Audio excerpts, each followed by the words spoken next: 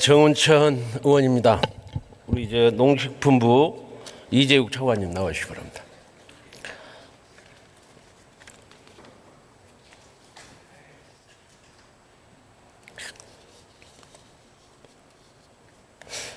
우리 지금 김현수 장관 어디 있어요?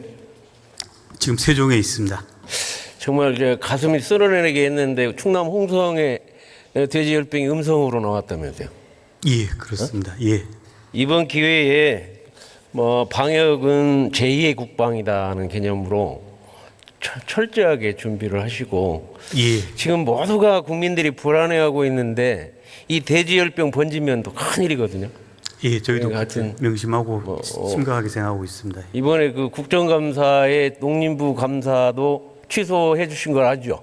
예, 그 고맙습니다. 정도로 국민들한테 정말 중요하기 때문에 그래서 처음 불러서 이렇게 격려와 지도를 확실하게 해달라는 의미를 부여드리는 겁니다. 고맙습니다, 의원님. 명심하겠습니다. 들어가십시오. 이제 총리님,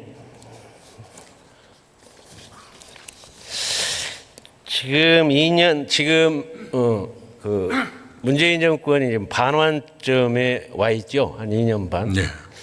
근데 지금까지 보면 말 따로 행동 따로 하는 정권이라고 볼 수밖에 없어서 제가 오늘 질의하기 위해서 나오면서 문재인 대통령의 취임사를 한번 쭉 읽고 왔어요. 내용을 보시면 참 너무 좋아. 이 말이 너무 좋아요. 그리고 이렇게만 행동 그대로 하면 최고의 진짜 여기 6번째로 나온 대로 대한민국 대통령의 새로운 모범이 되겠습니다가 딱 되겠어요. 정말 통합과 공존의 새로운 세상을 만들겠다. 분열과 갈등의 정치도 바꾸겠다. 야당을 국정 운영의 동반자, 반대쪽도 섬기겠다. 적재적소 인사로 고른 인사하겠다. 기회는 평등, 과정은 공정, 결과는 정의. 정치의 요체가 국태민안이죠. 네. 지금 국민들은 국가는 태평합니까? 국민들은 지금 편안합니까? 한번 거기에 대해서 중간평가 한번 해주시죠. 예, 걱정하시는 국민도 꽤 많이 계신다는 걸 잘 알고 있습니다. 그냥 그렇게 간단합니까? 길게 말씀을 드릴까요? 예, 좀 더 말씀해 주십시오. 네.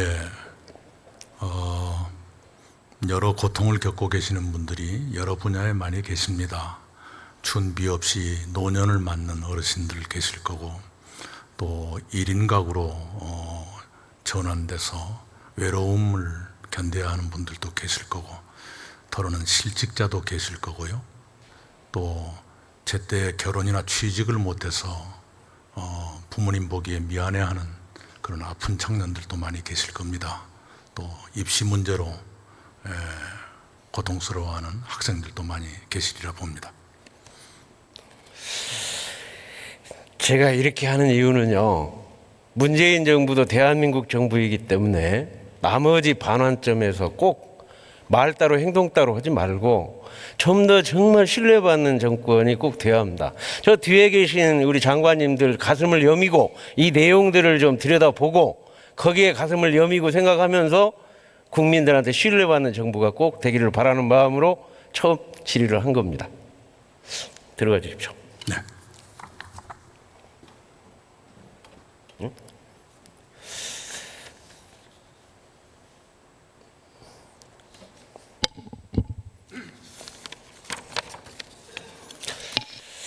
존경하는 국민 여러분, 우리 주승용 국회부회장님, 또 우리 이낙연 총리와 우리 국무위원 여러분, 전북 전주시를 출신 정운천 의원입니다. 지금 우리나라 농업 농촌이 죽어가고 있습니다. 애기 울음소리를 들을 수 있는 마을이 5개 마을에 1개에 불과합니다. 근본 대책을 세울 것을 그렇게 주장해도 문재인 정부는 땜질식 정책에 매달려 있습니다. 농업 농촌이 살아나기 위해서는 4차 산업혁명에 맞게 태양으로 농사 짓는 농업이 태양으로 전력 생산하는 태양광 발전 융합 등 새로운 소득원을 개발해야 합니다. 쌀 중심의 농업에서 벗어나 산업 중심의 정책으로 바꿔야 합니다. 농민 희생 위에 성장한 대기업이 상생의 길을 찾는 것입니다. 문재인 정부는 반환점에 서 있습니다. 과거 정책을 뒤돌아보고 개선, 보완, 폐기해서 국민을 위한, 농민을 위한 정책을 꼭 만들어 주실 것을 기대하면서 질의하고자 합니다. 우리 국민들이 먹는 문제가 농업 정책이라면 사는 문제인 에너지 정책에 대해서도 함께 질의하겠습니다. 총리님 나와 주십시오.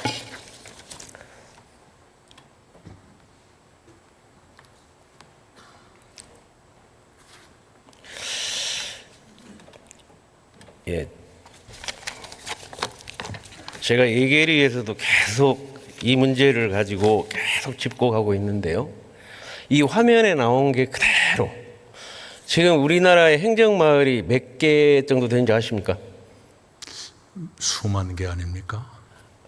3만 7천 개, 3만 7,200개인데 그중에 지금 우리 7,600명 청년 40살 이하. 문재인 정부 들어와서도 1,600농가가 줄었어요. 그러면 이제 6개 마을에 애기 울음소리 나는 청년 농가가 1명. 대한민국이 지속 가능한 농업이 되려면 청년 농가들이 몇 가구 정도 있어야 된다고 생각하십니까? 많을수록 좋겠지요만 그러니까 생각 한 번도 안 해보셨습니까? 안 해봤다기보다는 어떻게 하면 청년을 늘릴까 그 생각은 아니 지속 가능한 농업이 되려면 거기에 맞게 후계자가 양성이 돼서 계속 가야 할 거 아닙니까? 네, 그러면 뭐 그런 도지사님도 했고 농해수 위원장도 했고 그런 점에서는 10만 명 정도 농업 여건을 양성했으면 하는 꿈을 그렇죠. 가진 적이 있습니다. 제가 여기 저기 그 그림 다시 보면 제가 장관할 때 3만 농가 정도 됐어요. 그래서 5만 농가 추가 양성을 위해서 농어촌 뉴타운 정책을 세웠습니다. 그때 그게 뭐였냐면 제일 중요한 게 주거 문제, 교육 문제, 일자리 문제, 그 다음에 친구들이 있어야 돼요. 그래서 각 군마다 한 군데씩 100가구 정도 농어촌 뉴타운 정책을 썼는데 제가 광우병 때문에 물러나 버린 바람에 그걸 못한 것이 지금도 한스럽습니다. 지금에 와서 문재인 정권에서 청년농이 부족하니까 뭐 하여튼 했어요. 뭘 하신지 아십니까? 문재인 정권에서 지금 정책적으로 하시는 게 뭔지 아세요? 여러 가지가 있습니다만은 아니 청년농 농업 정착을 위해서 우선 영농 정착 지원 사업이라는 것이 대표적으로 있습니다. 그게 성공하리라고 보십니까? 그 사업 대상자들은 거의 97, 8%가 정착을 하고 있습니다. 그 100만 원씩 한 달에 공짜로 주어가지고 그 3년 동안 80만 원, 90만 원 주어서 지금 전에 279억, 이번에 304억이 들어가거든요. 그래가지고 농업 현장의 후계자로 남겠냐고요. 제가 농사꾼이라서 이런 질문 다시 드립니다. 10명한테 물어보세요. 그게 되겠는가? 이거 완전 땜질식이거든요. 아까 얘기한 대로 주거, 교육, 일자리, 친교 이게 다 갖추어졌을 때 그게 농촌 현장에 내려와도 그래도 사회적으로 비교해서 여유에 있는데 돈 100만 원 주어가지고 내려올 수 있겠냐고요. 답변해 주십시오. 모든 걸 다 한꺼번에 드리기는 어렵겠지요. 재정이 허용하는 범위 내에서 그것을 작은 발판이라도 삼아서 노력해 주셨으면 하는 바람 아니겠습니까? 다음 화면 보십시오. 문재인 정부가 얼마나 농업을 이렇게 패싱을 하냐면 예산은 거의 7% 9% 올라가는데 농업 예산은 0.1% 안 올라갑니다. 안 올라가요. 근데 그러면 정책 자체도 효율적으로 예산을 써야 되는데 지금 효율적으로 예산 쓰는 게 아닌 게 어느 정도냐면요. 농림식품부 장관은 초대 장관을 지자체에 차출해가지고 장관을 5개월 동안이나 자리를 비우고 청와대에서는 제일 비서관, 농림비서관이 몇 개월을 비우고 그리고 예산은 이렇게 하고 그 다음 화면 보십시오. 우리 문재인 정부 최고 이치적이 저겁니다. 쌀이 남아 돌아가서 2017년, 18년, 19년 합쳐서 160만 톤을 뭘로 쓰냐? 소, 돼지 먹이는 사료로 이렇게 해서 돈 3조 2천억 원을 그냥 공중에 날려버렸습니다. 제가요? 이거 가져왔어요. 어떻게 하냐면 이게 쌀가루거든, 쌀가루. 쌀을 다른 데 유통하면 부정 유통하면 안 되니까 이렇게 가루로 만들어 가지고 이걸 가지고 이제 이게 사료로 먹이는데 이거를 근본 대책을 제가 제안을 했거든요. 지금은 공급과잉 시대는 적정 생산, 적정 소비니까 지금 농업진흥지역의 74만 헥타르의 한 10%를 완전히 단절해서 그거를 소득원 개발 지역으로 만들어라. 그래서 오히려 그 위기가 기회가 된다. 그 위기를 그 마을에 한 10%의 그 절대농지 또 농업진흥지역을 따로 놓아갖고 따로 해가지고 소득원 개발 지역으로 해서 농협과 농민이 함께 그거를 다시 제2의 새마을 운동을 펼 수 있다. 거기에 생산하면 그 문제가 되는 그 다음 장 한번 보십시오. 그래가지고 이 쌀이 이제 공급과잉이 되니까 정부에서 5만 헥타르를 한번 해보자. 또 그 다음에 5만 5천 헥타르를 해보자 했어요. 뭘 해보자 했냐면 쌀 심지 말고 타작목으로 전환해서 헥타당 400만 원, 500만 원 줬거든요. 결과적으로 이게 60% 정도밖에 성과가 안 났어요. 2만 헥타르 그대로 성과가 안 난 것이 생산되면 10만 톤씩. 10만 톤 생산하면 또 소, 돼지로 2천억이 날아갑니다. 이거 단절을 해라. 예산은 1%도 안 올리면서 있는 돈 제대로 해야 할 거 아니냐. 그렇게 주장을 해도 그대로 따라서 해주진 않아요. 하도 얘기하니까 그 밑에 보세요. 1만 헥타르를 휴경을 했어요. 1만에 280만 원에. 내가 그 다 차관이 와서 절대로 이거 실행할 수 없다. 이래가지고는 안 된다. 그랬더니 된대요. 그래서 1년 보니까 15%. 1만 헥타르 하려고 했는데 1,500헥타르. 이렇게 2만 헥타르 못하고 2만 헥타르 못하면 이 양을 어떻게 하냐고요. 여기서 나오는 생산량 20만 톤. 20만 톤이면 20만 톤이죠. 그러면 20만 톤 4천억을 날리는 거예요. 이렇게 쌀가루 만들어 가지고. 되겠습니까? 근본적으로 바꿔야 되지 않겠습니까? 말씀해 주십시오. 예, 우선은 아주 여러 가지를 말씀 주셨는데요. 사료로 쓰는 것은 오래된 쌀이라는 건 다 아실 거고요. 고미를 쓰고 있고요. 그 다음에 쌀의 생산 과잉 문제. 이번에 국회의원님들께 저희가 부탁을 드리고 있는 공익형 직불제가 도입이 된다면 상당 부분 완화될 수 있으리라 기대를 합니다. 쌀의 생산 과잉을 조절하기 위해서 농업진흥지역을 허물 것인가 하는 건 좀 더 신중할 필요가 있다고 생각합니다. 생산성이 낮거나 영농 여건이 안 좋은 그 비진흥지역 또는 염해가 있는 곳, 간척지 중에 아직은 농사짓기에 부적합한 곳, 이런 데부터 다른 용도로 쓰는 것이 순서가 아닐까 생각을 합니다. 아까 예산이 적다고 말씀 주셨는데 국회에 제출되어 있는 내년도 예산안에는 농업 예산이 4.7% 늘어서 최근 10년 사이에 증가폭이 가장 높습니다.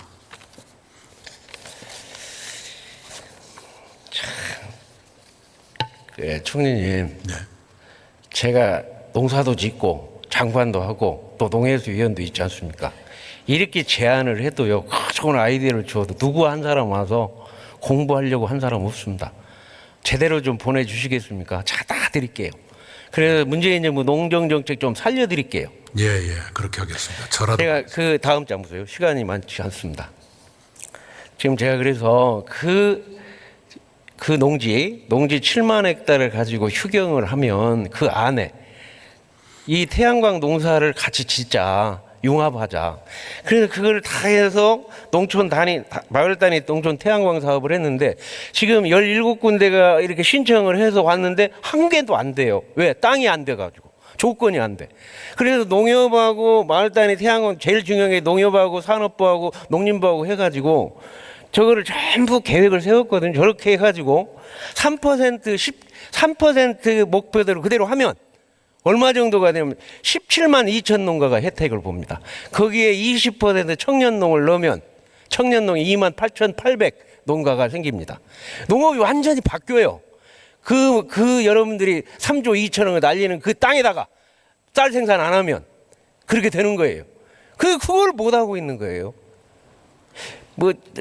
이해가 되십니까? 제 얘기에 대해서. 알겠는데요. 아까 말씀드린 대로 그 땅이 하필이면 농업진흥지역이어야 할 것인가 하는 것은 식량이라는 것은 다소 남더라도 넉넉한 것이 좋지 만약에 단 5%라도 부족할 경우에 어떻게 되겠습니까? 그래서 그 대상 지역을 영농하기에 부적합한 것부터 먼저 찾는 것이 옳겠다. 아니 부족하면 외국에 쌀 지금 40만 톤 들어오고 있어요. 훨씬 싼 가격에 기본적으로 90%만 우리가 갖고 있으면 문제 하나도 없습니다. 쌀은 자급률이 높지만 다른 식량은 그렇지 않기 때문에 그것을 안배하기 위해서 공익경직불제를 의원님들께 부탁을 드리고 있는 것 아닙니까? 그 도입과 함께 장목의 그 배분 같은 것이 이루어지는 데 도움이 됐으면 합니다. 얼마나 문재인 정권이 표시하고 있는가를 다음 또 화면 보십시오. 농어촌 상생협력기금이 법으로 만들어져 있습니다. 그렇죠? FTA에 대응해서. 그래서 무역 이득을 보는 기업들이 돈을 1년에 1,000억씩 내게 해가지고 했죠. 그게 문재인 대통령이 야당 대표였고 또 이계호 장관이 법안을 냈고 다 아시죠? 지금 그렇게 제가 주장을 하고 작년 증인까지 불렀는데도 지금 현재 얼마냐? 58억. 계속 줄어들고 있습니다. 누구 하나 신경 안 씁니다. 그래서 제가 법안을 냈습니다. 그 법안에다가 만약 정부가 기업이 안 되면 정부가 보존을 하자. 그렇게 FTA에서 농촌이 피폐화되고 있는데 그 FTA 이익을 보는 기업이 못 내면 정부에서 예산으로 해서 농촌을 살려줘야 할 거 아니겠습니까? 아무도 신경 쓰는 사람이 없어요. 그렇게 해서 제가 증인 신청하니까 오히려 신문사에서 갑질한다고 그래요. 나 갑질 10배라도 하겠다고 했습니다. 그러니까 총리이 좀 나서줘야 된다고요. 어떻게 생각하십니까? 예, 제가 챙겨보겠습니다. 예, 들어가십시오. 홍남기 부총님 나오십시오. 예.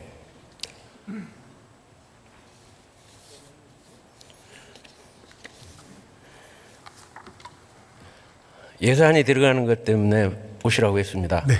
농어촌 상생협력기금 법안으로 냈습니다. 기업이 못 내면 정부가 예산을 넣을 수 있도록 해주시기를 꼭 바라고요. 그 다음에 두 번째, 지금 뭡니까? 휴경에 대한 돈 280만 원 했는데 오히려 휴경에 대한 거를 제대로 좀 부총님이 보셔가지고 근본적으로 쌀 정책에 대한 거를 이제 산업 정책으로 생산 정책으로 바꿔 나가야 됩니다. 거기에 대해서 좀 긍정적인 답변을 주시기 바랍니다. 네, 의원님, 그 내년도 저희가 농업 예산 관련해서 아까 총리 말씀하신 것처럼 과거 사실 10년간 1, 2% 증가해 오다가 저희가 4.7%를 반영을 했고요. 사실은 지방으로 이양된 사업까지 포함하면 제가 보기 10%가 넘습니다. 그 지원하는 그 금액 측면에서는 저희도 정부도 굉장히 많이 신경을 썼고요. 그런 측면에서는 농업 분야에서 좀 더 우선순위 있는 분야에 재원을 우선적으로 투입했다는 말씀을 드리고요. 공익형 직불제 하나만도 저희가 2조 2천억을 반영했다는 말씀을 드립니다. 그래서 사실은 농업에 지원하는 예산 중에서도 어느 것이 더 우선순위가 있느냐에 대한 판단을 저희도 한 건데요. 의원님 지금 말씀 주셨던 휴경 단가에 대해서는 저희도 다시 한번 좀 더 추가적으로 체크를 해보도록 그렇게 하겠습니다. 그 담당 국장 좀 보내주세요. 다 드리겠습니다. 네, 그렇게 네, 하겠습니다. 감사합니다. 네.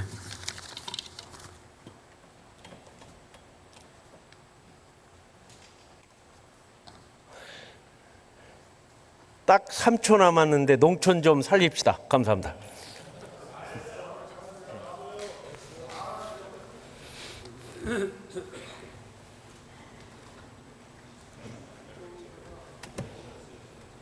정은천 의원님 잘하셨습니다. 다음은 전남